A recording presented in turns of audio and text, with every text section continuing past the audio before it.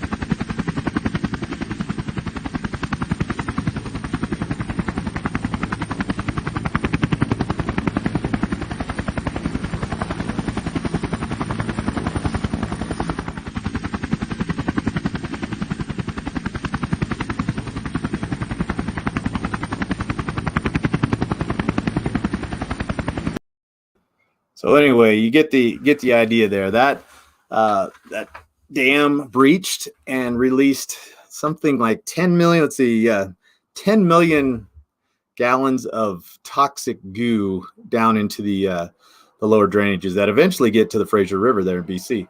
So I wonder about Northern Dynasty's claims that they can handle this Pebble Mine thing. So anyway, it's just, again, I can't. It's hard for me to imagine anything like this going through, but it is moving through at a rapid pace at this point. So that's why we're going to bring in Austin Williams from Trout Unlimited, who, let's see, let's get him in here. Austin, there you are. How's it going? Thanks for joining us. And you're very involved and engaged in the policy and the law stuff going on behind all this. So where's Pebble these days? Give us a little tune-up on what's going on with it. I know there's a big EPA vote coming up, or did that just happen? Well, so we've got a couple things on the horizon. The U.S. Army Corps of Engineers is responsible for the first major federal permit that Northern Dynasty has applied for.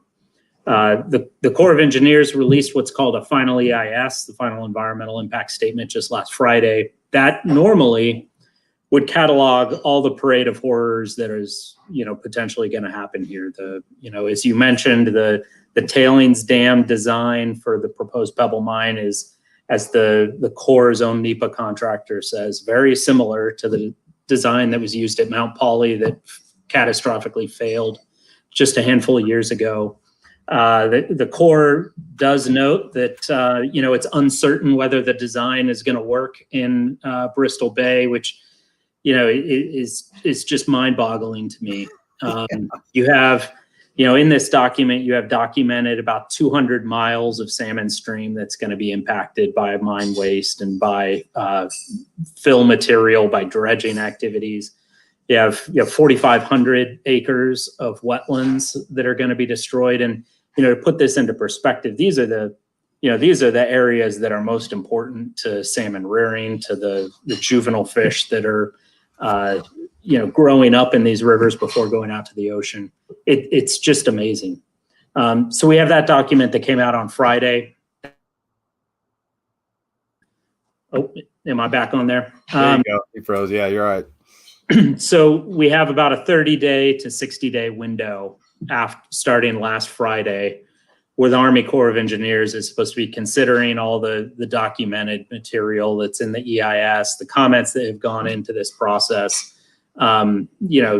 comments from scientific experts, other federal agencies, the state of Alaska, and is going to make its decision in 30 to 60 days. And so that's really going to be the turning point here. We're either going to have the first major federal permit issued for this dam or this project, and the proposed mine is going to take a huge step forward, or we're going to have common sense prevail and we're going to have that permit rejected. One thing to keep in mind here, we've talked about how the dam design is very similar. I've mentioned how even the Corps describes it as uncertain as to whether this dam design will work as it's intended. We have 200 miles of river impacted, 4,500 acres of wetlands destroyed. And yet, when you look at the comments that other agencies have brought to the table here, they consistently say that this document underestimates the impacts. And so we're looking at, 200 miles, 4,500 acres, and that's if everything goes rosy perfectly. Right. Which we know it won't. Right. There's just no way. So that's where we are. The Corps is going to issue a permit. There are other less important permits at play here by the state of Alaska and other entities, but we're going to know here pretty quick if this administration and the Army Corps of Engineers wants this mine to go forward. It's just, I was going to say, I don't know how you can ignore science, but we've been doing that a lot lately, seemingly. I read that there's all kinds of studies and opinions on this, and none of them really seem to say, oh, yeah, this is a great idea. In fact, that that uncertain word you used on the design of the dam. That should be okay. We're striking this from the record. I mean, this is no, uncertain. But Absolutely. And, uncertain is the words that the Army Corps of Engineers use. That's not even, I didn't even have to use that word. Right. From the Corps. It's just, it is unfathomable. Trout Unlimited, other groups have been at this, for 12, 15 years, longer than I've been working on it. And the fact that we're still dealing with this asinine project is telling. We should have pulled the plug on this idea long ago and recognize that there's no way this dam's going to exist. This project's going to exist without ruining the fisheries. Yeah. And to me, it benefits, well, there's a couple things. It benefits such a small group. Right. Northern Dynasty stands to make a pile of money, and then they do what every other dam or mining operation does, is leave it, and it's left to generations to clean up and pay for it while they're all long gone out the back door. And so that part is really disturbing to me. And the fact that it's a Canadian company, it's not even a U.S. company that's coming in and just potentially nuking our resource. Yeah, you have essentially unanimity among the fisheries industry workers, the people in the region. You have a majority of the communities in the outlying area, a majority of Alaskans, a majority of the populace nationwide that have weighed on this, that say this is a stupid idea and we shouldn't move forward with it. What you have is a $1.6 billion commercial fishery. We don't have as good a numbers, but we know that the recreation sport fishery is hugely important and valuable in the region. We have close to 20,000 workers, full and part-time, that are employed because of the returning salmon, because of the giant rainbow trout, which is my favorite, because of these world-class resources. And then you have a mining company. They're not even a mining company because they've never developed a mine before. They're a speculating firm at this point. Oh, wow. They have come in, they're Canadian, as you mentioned, and they say, you know what, we're going to put this risky, unproven mine in place at the headwaters of the world. And, we're going to create a couple thousand jobs while they ignore the billions and the tens of thousands of jobs that they're displacing. So even if you take a purely economic view of this, it makes no sense. Well, and so how's it getting so far? Like we said, it should have been dead years ago. And how does it just keep? It sounds very corrupt to me that there's somebody getting paid somewhere to kind of keep pushing this forward. Well, the unfortunate truth is that the gold and copper that's in the ground out there is worth a hell of a lot. Sure. And it has created a huge incentive for the few people that are going to profit off it to keep pushing this project forward. And it's incumbent upon our elected leaders, all of them at this point, to recognize what's going on here, to call it as it is, and recognize that this project has no merit and it needs to be shut down. And, thus far, our elected leaders haven't been following the science as they should, and haven't yet pulled the trigger to put this thing out of its misery. But we're going to keep at it. I feel I feel pretty good at the long-term prospects here, but we've got a hell of a fight ahead of us for the near term. We're going to have to start listening to science. We're going to have to pay attention. We're going to have to send this project packing. Yeah, it's crazy town. So let's see. We got a comment or two here. Let's see what people are saying here. So, fishing Alaska with Andy, even a 10% chance of wildlife destruction is possible. That's still too high of odds. Absolutely. Anyone who's been to Vegas knows 10% is good odds. That's a fact. And then fishing not been good this year. Been relatively low lately. Okay. Well, that's not good. But and the everybody who's watching, if you have questions for Austin, please just put them in the comments section down there, and they'll pop up, and we can get to you. But well, and regarding the last comment there, you look at Chinook salmon numbers, king salmon numbers, right? That's one of your specialties, right? Frankly, they're not doing well throughout most of their range, right? No. The California, Oregon, Washington, British Columbia numbers are down. You even look in Alaska, Cook Inlet runs where I live, they're down, right? That's my favorite thing, is to go swing for kings. And the last few years have been a mess. And then you look at the fish numbers out in Bristol Bay, where everything is still intact, where the habitat's great. You look at the Nushagak numbers, we have tens of thousands, if not, 60,000 kings returning each year. Sure. There's a reason, because it's pristine. Exactly. Close to it anyway. Yeah. Yeah. And just the way the world's going, especially with Chinook, there's such a gift anymore. I mean, we used to take them I took them for granted here down in Sacramento River, and we had a collapse in 2008. And ever since then, I went, you know what? These things aren't inexhaustible. This is a finite resource. And as the climate's changing and all this stuff's happening, human encroachment, those last little bastions of wild habitat are so crucial to make sure we keep intact, because we're not going to have any wild salmon in the future especially if we build stuff like Pebble. I mean, it's just insane. Right. You're not going to get it back once you mess it up. I mean, you can look at the Columbia River and how many billions of dollars have been spent on mitigation efforts that have had, mixed results at best. Once you lose it, you're not going to bring it back. No, it's unfortunate. So I read are you familiar with the Center for American Progress's analysis?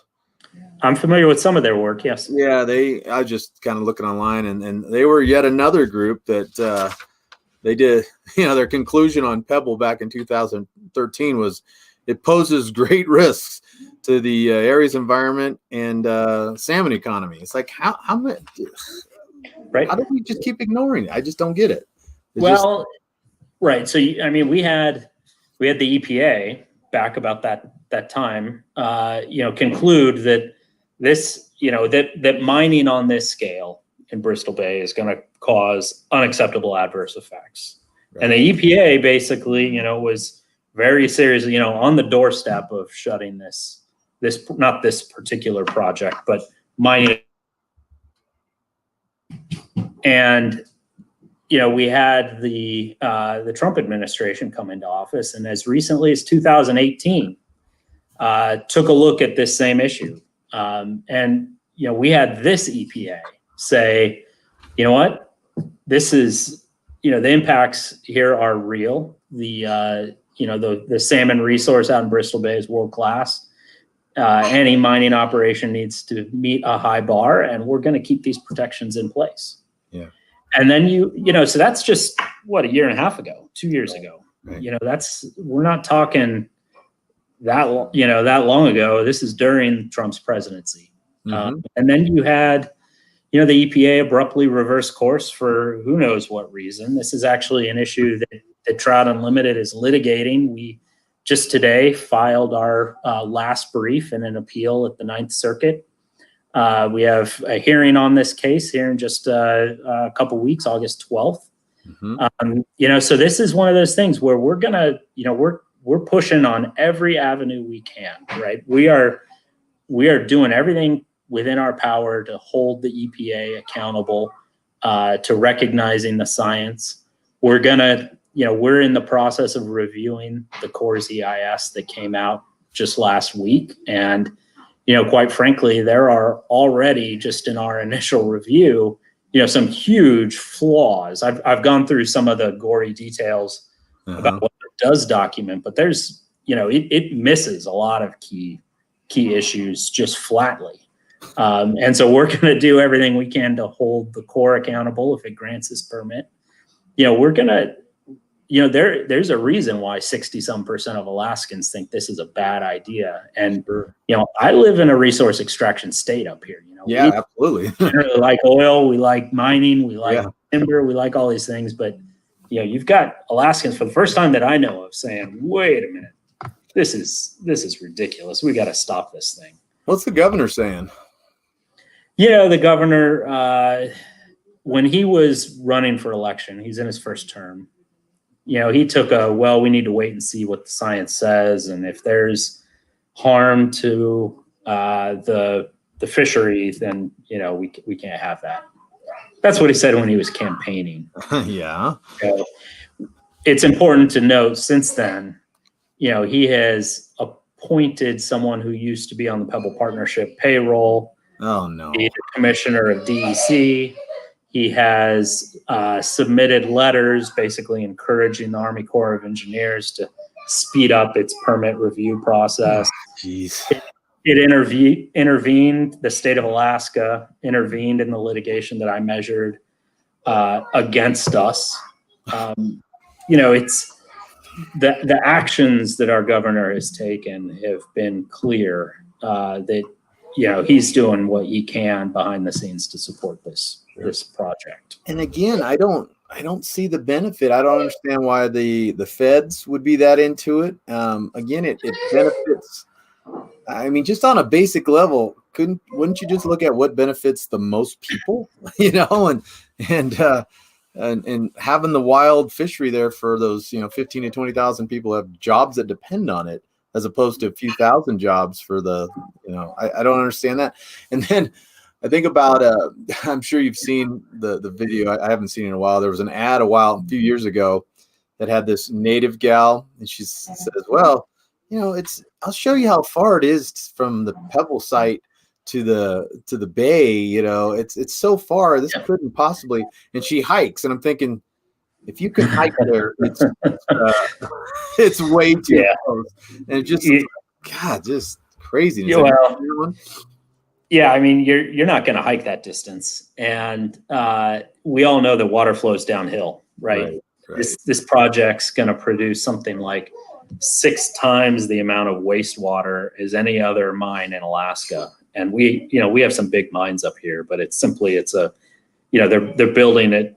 They want to build it on top of, this sponge that has collected water. And it's, in order to keep the mine pit of this size dry, they're going to be just dumping, millions of gallons of wastewater on top of all the pollutants into the nearby rivers. And, this is one of the things that, I'm going to go on a little tirade here for a second, but please do, go ahead.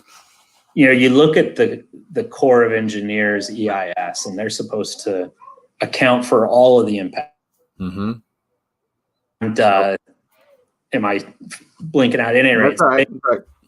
They look at recreational fishing and they say, you know what, there's going to be some isolated impacts to sport fishing where the mine displaces, right? So they're talking the actual footprint of the mine displacing activity, right? Because you can't go fish the stream that used to run through the middle of the pit. Right. Well, what they don't even look at with any level of rigor is the fact that they're dumping millions and millions of gallons a minute into the streams, plural. All that flows downriver. We've all fished in a flood. Yeah. It doesn't work. It sucks. Right. You have, and this isn't just straight water. These are, this is wastewater. It's got whatever is in the mine. And so, the impacts of this, it's not like we can just put it behind a fence, put it over in the corner. From a fishing standpoint, if you fish Bristol Bay, even if you're not at the mine site, the impacts of this thing are gonna be much broader. It's gonna be all the way down to the saltwater line and farther if you're a commercial fisherman. Absolutely. So stand out into the salt too. Right. So it's one of those things. The Corps, we know enough now based on what the Corps has looked at and the record in front of us. We know this mine can't be built. It can't meet water quality standards. It can't meet the Clean Water Act. But that said, there are so many holes in the analysis, in the Corps' analysis that, there's just no conclusion here. If they wanted to actually try and legitimately document the impacts. They need to go back to the drawing board and start again, because it's a mess. Yeah, it is. So, okay, well, that leads us to what can people do? How can people get on board? I know there's been some petitions going around and that kind of stuff, and I know I'm sure there can be some donating to the cause. But what's the best way to fight this thing? Sure. So we're at the point right now where if you were ever going to voice your opposition to this mine, now's the time. We've got a couple ways you can do that. SaveBristolBay.org is a great place to go to get background information. We've got a take action link there where you can sign on to a petition. We're collecting, information, helping people engage with, if you're Alaskan, with Governor Dunleavy, with our senators, both Murkowski and Senator Sullivan need to hear from you, Congressman Young as well. They all need to know right now that this is a terrible idea that needs to be stopped. The state of Alaska needs to give this project its blessing and basically certify that this project's going to meet state water quality standards in order for the permits to be issued. We're in the middle of a comment period on that right now. So if you're Alaskan, hell, even if you're not, if you come to Alaska to fish, now's the time to express that viewpoint. The Corps of Engineers is also taking comment. It's, even if you're not in Alaska, now is the time and all this again is on the website there. Okay. But now's the time to speak up. We have an amendment in Congress right now to the appropriations bill that would prohibit new funding going towards the permitting for this project. It's Congressman Huffman and DeFazio from California and Oregon, respectively. Thanks to them and their offices, they've been fabulous. This is something where, we need to be telling all of the federal agencies at play here, the Army Corps of Engineers, the EPA, Fish and Wildlife Service, that this is a terrible project, that the permit needs to be denied. And if you're Alaskan, speak now or forever hold your peace. It's time to, get on board. It's interesting that you said that over 60% of Alaskans are opposed to this. You'd think the people in Congress would take note of that.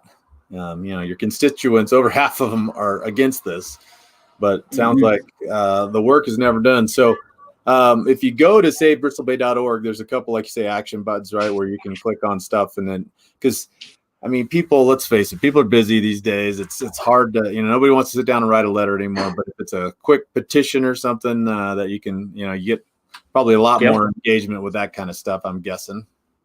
Yep, for sure. There's a take action link on the page there. Click on it, add your name.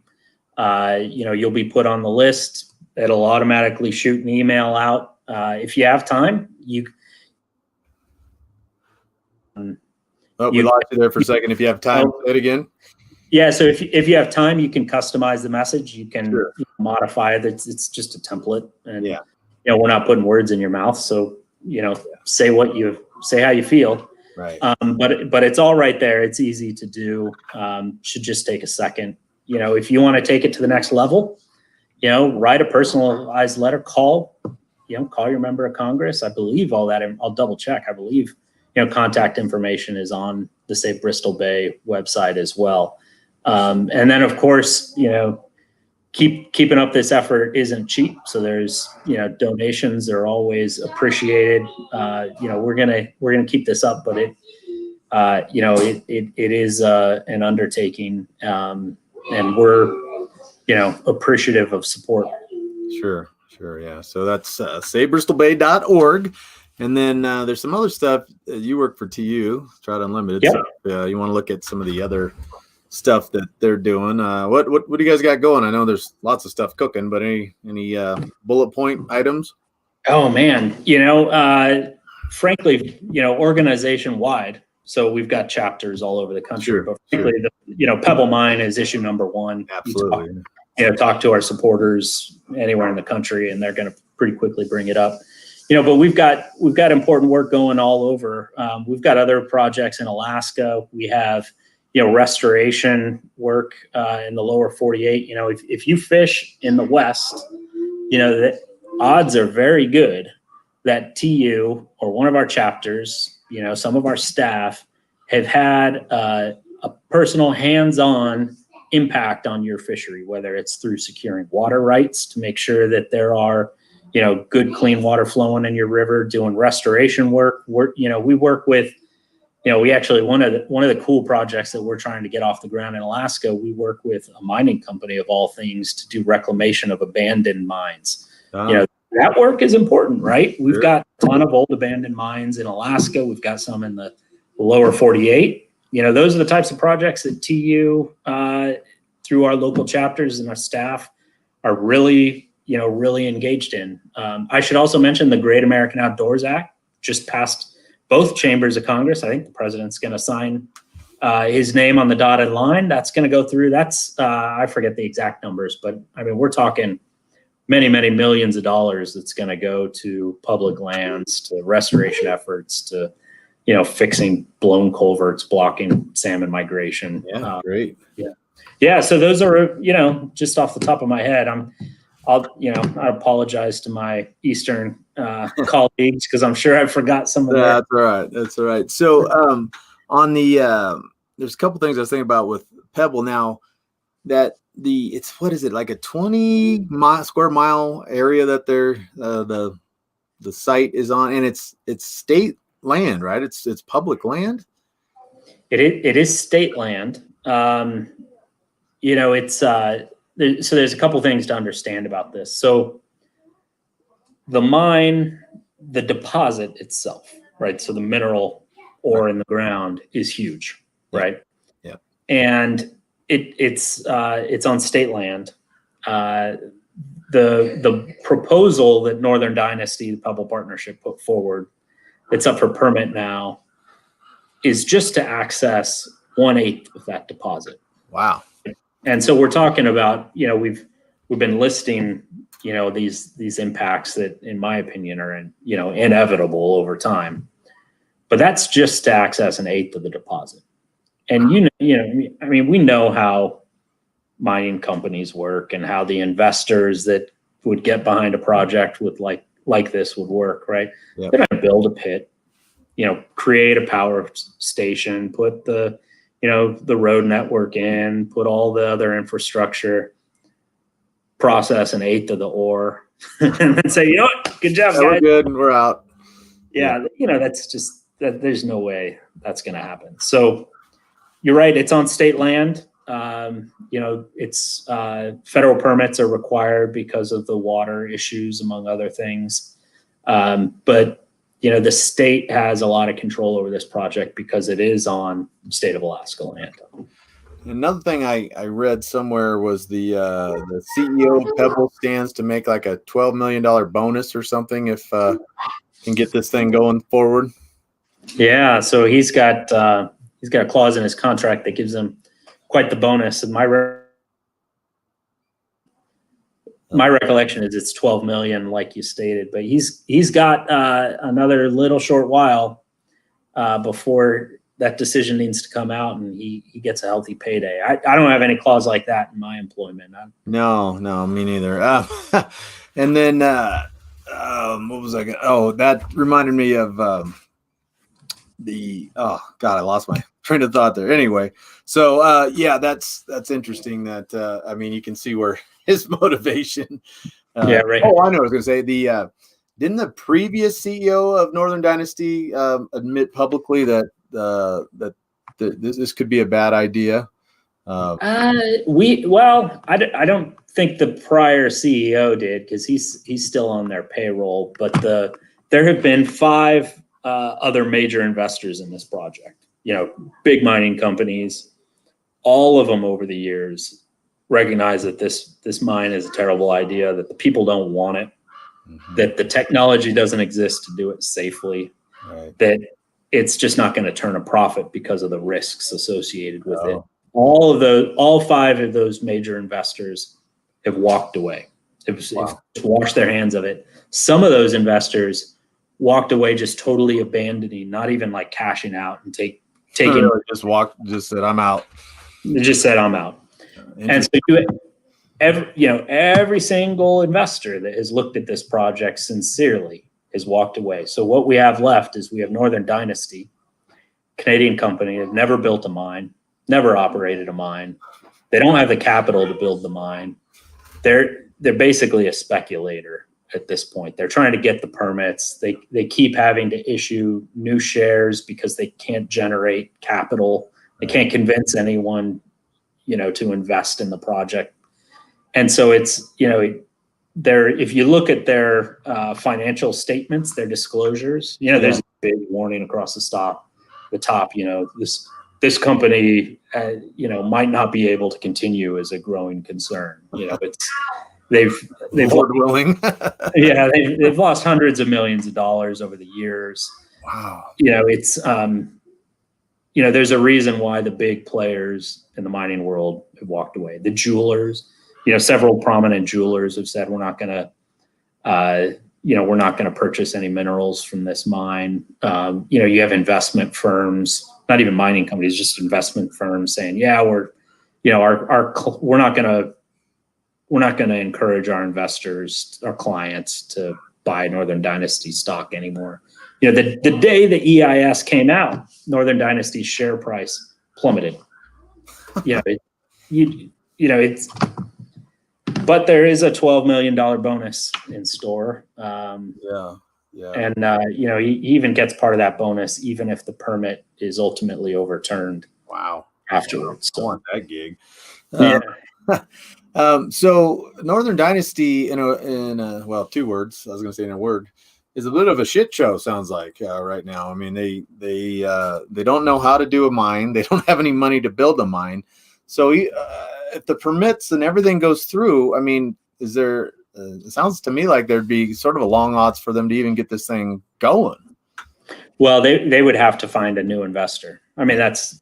They're banking on getting the permits and then that enticing a new investor because they don't have the capital or the knowledge or ability to do this their own. At least, they would have to fundamentally bring in, new expertise. Sure.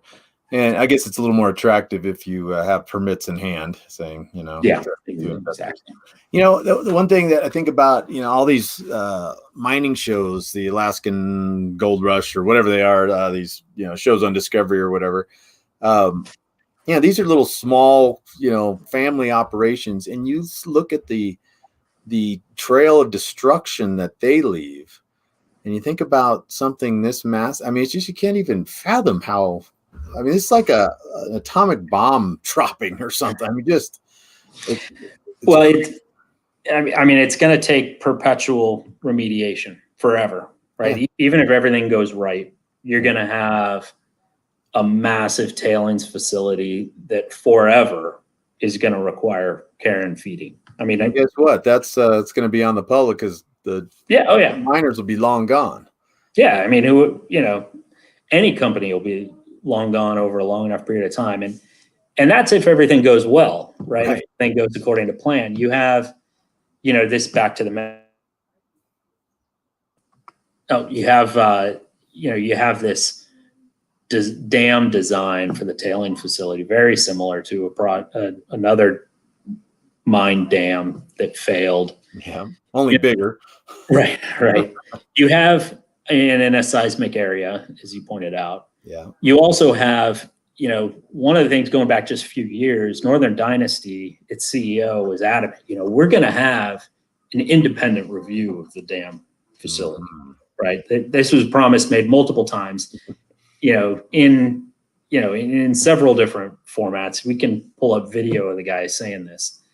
And then, conveniently now the story is, that's not going to happen. And you have the Army Corps of Engineers saying, it wouldn't be appropriate for us to do this right now. They say on one hand, it's uncertain if this design's going to work, right, but we're not going to model what might happen if it doesn't work. Oh, yeah.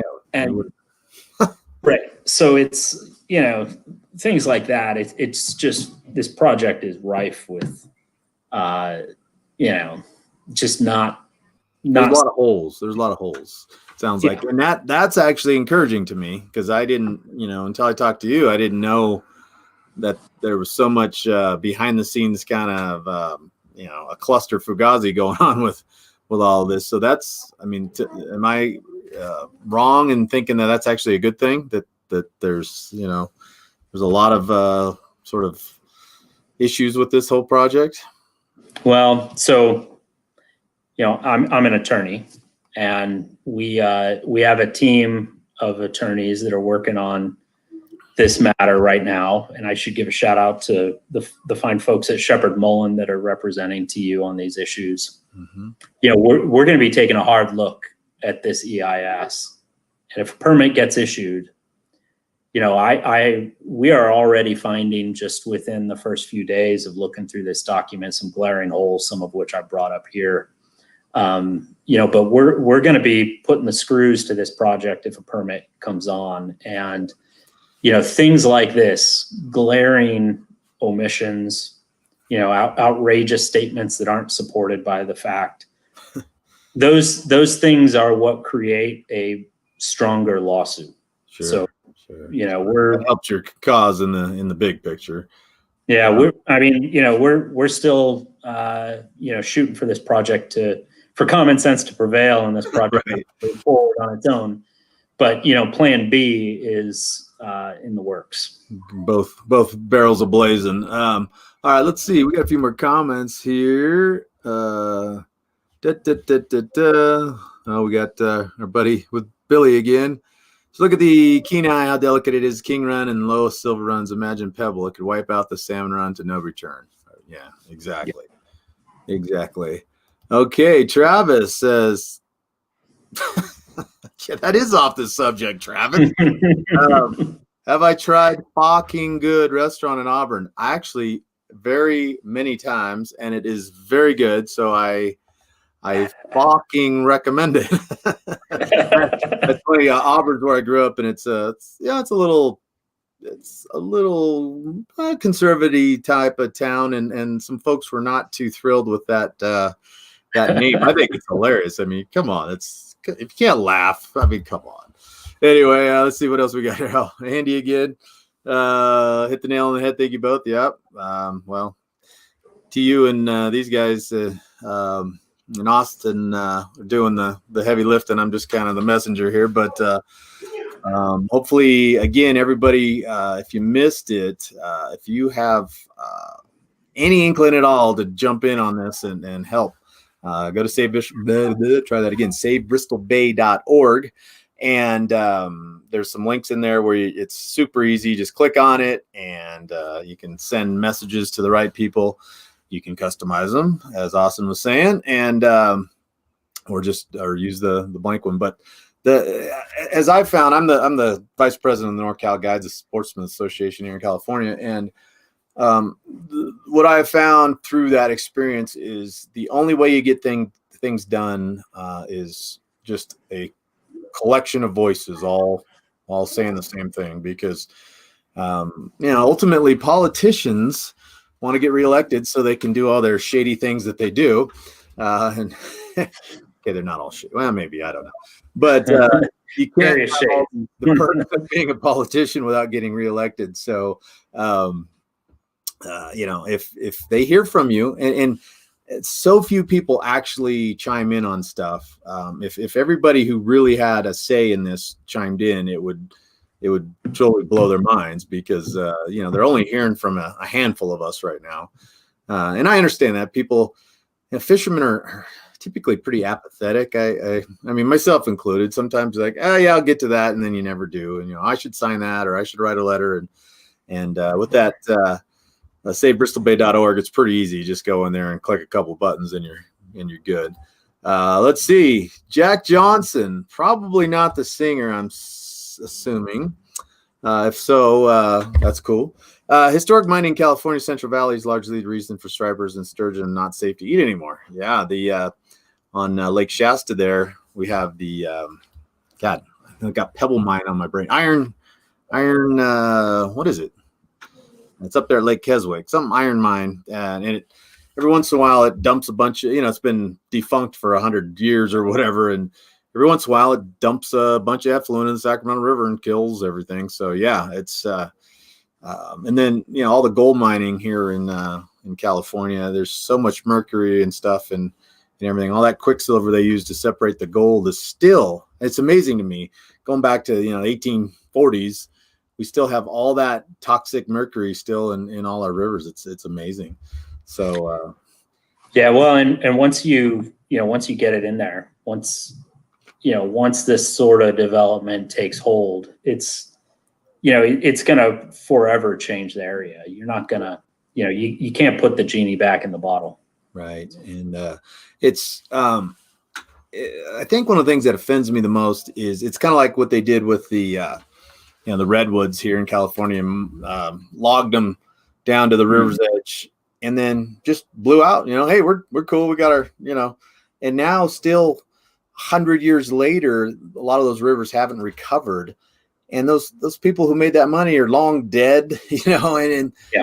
It's just, and that's the same thing that happens with mines. You make your money, you leave, and then you leave that huge waste pit for somebody else and generations of other people. And it just seems so unfair to me.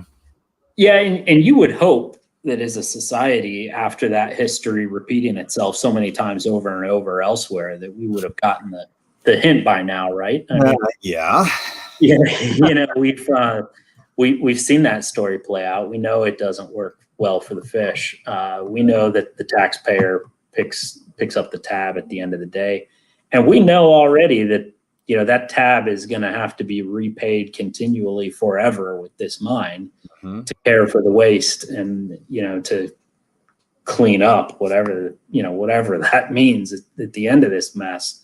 So there's just no reason for this thing to move forward. No. And let's reiterate, in case people joined us late, the debris dam for this Pebble Mine would be over 2 football fields high. Just think about that for a minute.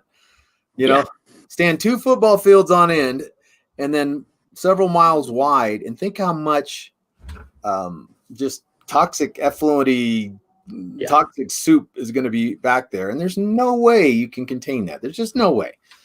And it's an earthen dam, no less. I mean, and it's in a seismically active area.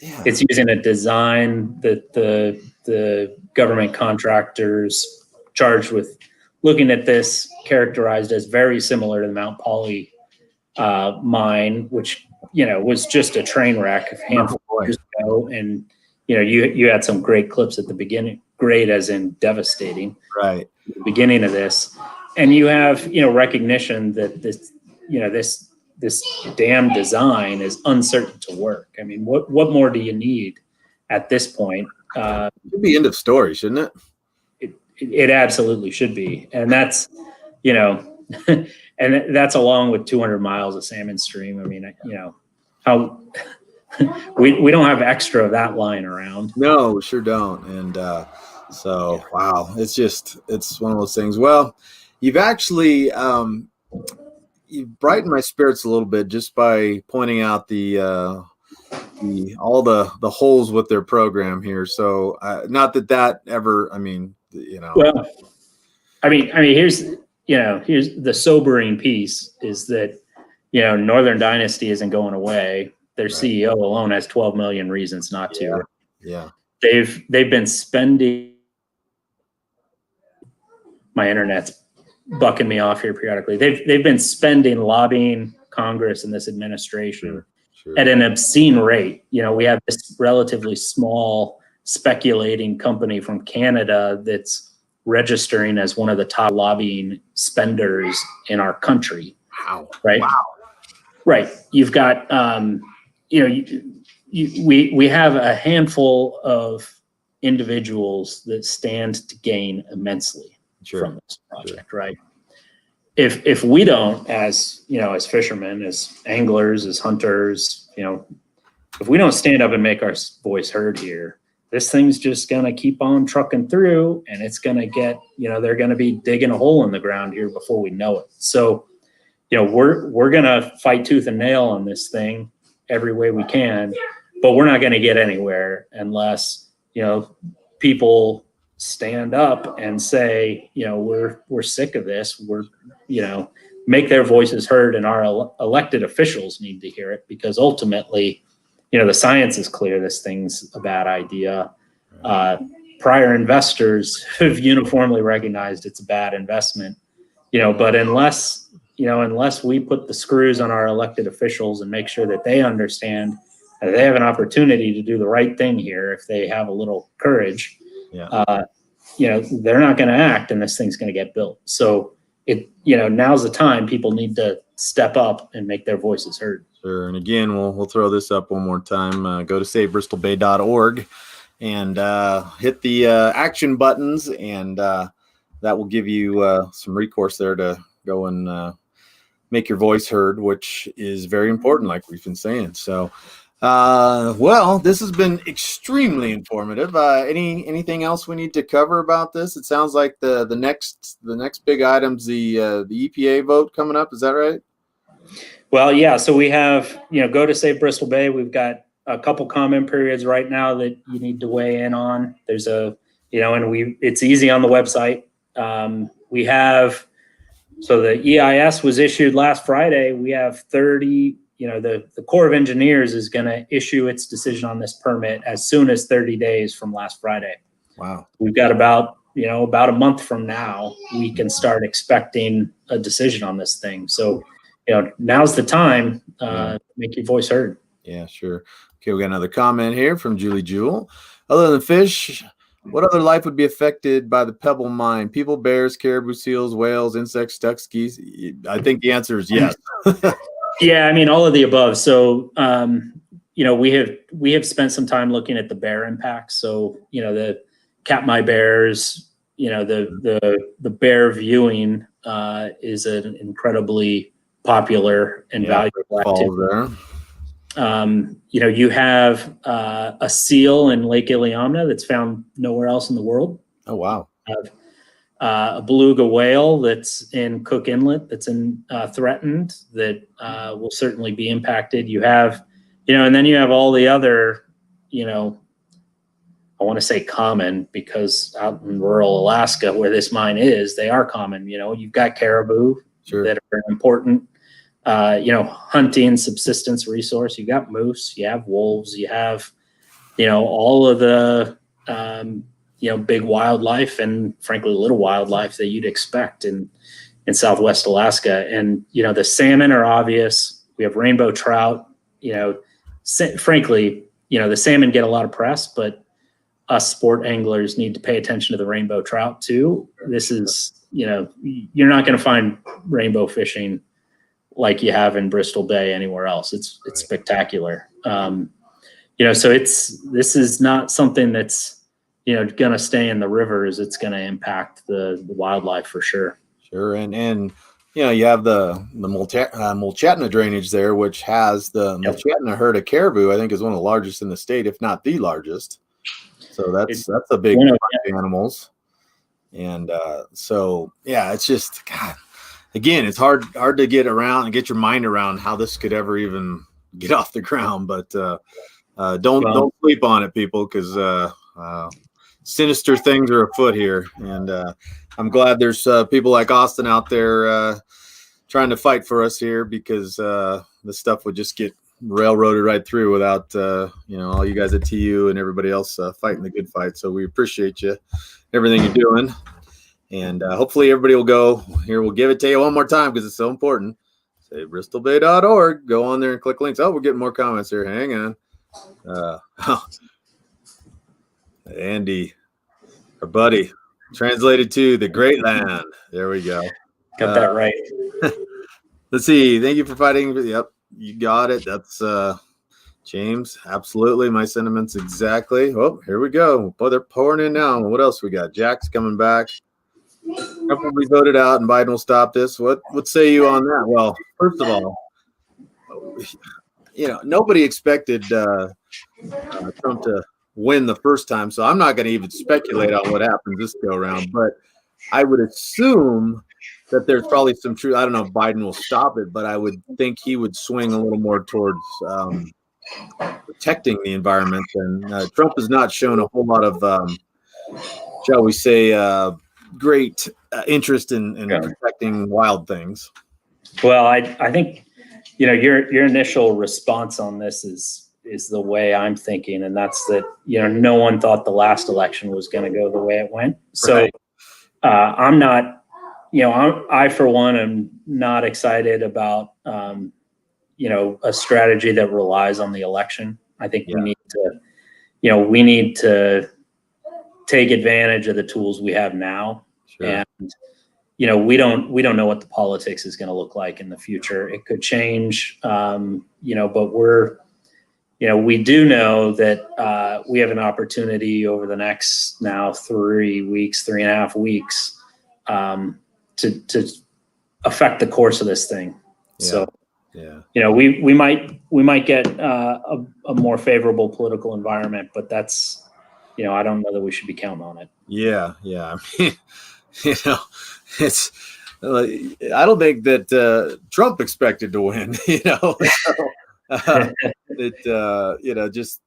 It's crazy times right now. So trying to speculate on that, I think, is a fool's errand, and doing what you're saying.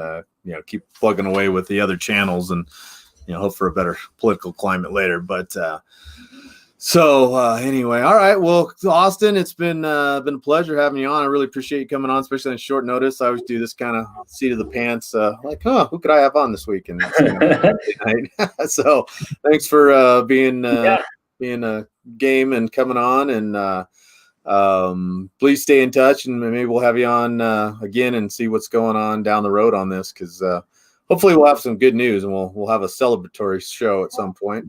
For sure. Yeah. Mine is dead. Yes. Yeah. We'll hold out for that for sure. Well, this has been great. Thanks to you and everyone that's been able to tune in. Really appreciate it. Yeah, cool. Well, keep in touch, and we'll check back with you, and hopefully you got some good news maybe in the next 3 weeks. Well, we'll see. Yeah. Well, we're keeping all our options open. That's for sure. That's right. Well, keep fighting the good fight. Appreciate everything you guys are doing, and we'll talk to you soon. All right. Sounds great. Thanks. Thanks, Austin. Well, there you have it, folks. That was an eye opener. Just crazy times to think that something that just off the rails. I mean, really? It's so many kooky holes in the plan. They have no investors. I mean, and all the science says don't do this. I mean, you'd like to think that there's no chance in hell, but obviously there is, because this thing's still moving forward. So, anyway, hopefully we can get some people over there, and I'm going to throw it out there one more time because it's worth it. SaveBristolBay.org. Go on there and hit up the action links, and tell your representatives why this is a really stupid idea. And anyway, so thanks for tuning in. It's been great to be back. I took a little vacation there. Truth is, I was playing baseball one Wednesday night, and I think I forgot another Wednesday night. But every once in a while, you got to take a little breather. So don't forget, if you want to check out past episodes of this show and all my other how-to stuff and all that good stuff, you can go to FishWithJD on YouTube. And FishWithJD.com, of course, is my online magazine. And you can learn about guided fishing trips and all that kind of good stuff there, too. I'm fishing Tahoe right now, but we'll be salmon fishing in the fall. Be up in Alaska in August, hopefully. Virus pending. I can't believe we're still talking about viruses.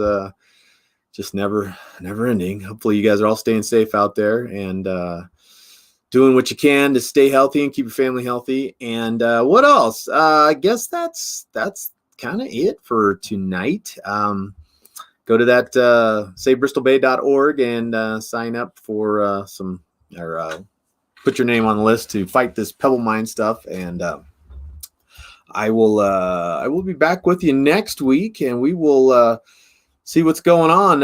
Hopefully we'll get word back from Austin in a little while and see that maybe the EPA made the right choice.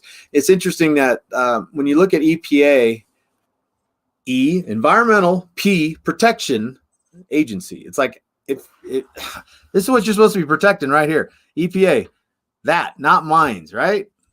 So anyway, that politics baffle me.